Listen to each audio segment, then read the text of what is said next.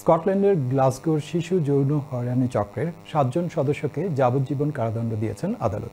বিচারক বলেছেন, অপরাধীরা বেঁচে থাকতে জেল থেকে মুক্তি পাবে না।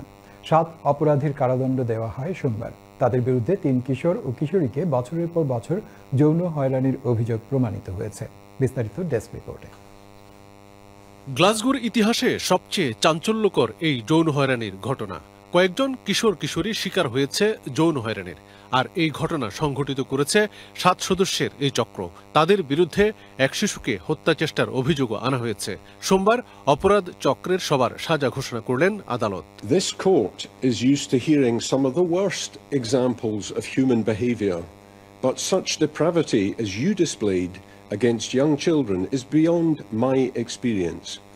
As was said in the aftermath of the trial, this is not typical behavior. Such extreme abuse of children seems to be rare. যৌন হয়রানির শিকার 3 জনের বয়স ছিল 13 বছরের কম। তাদের 2 জন মেয়ে এবং একটি ছেলে। তারা 2012 সালে যৌন হয়রানির শিকার হয়।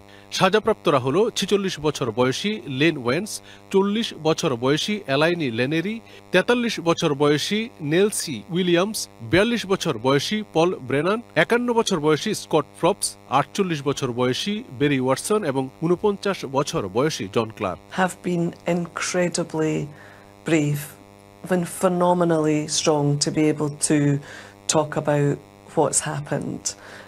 But yeah, the people that have been caring for them and looking after them also have created a sense of safety for those children, I would imagine.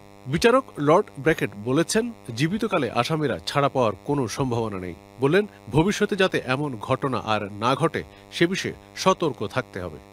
Milton Noman, channel S news desk.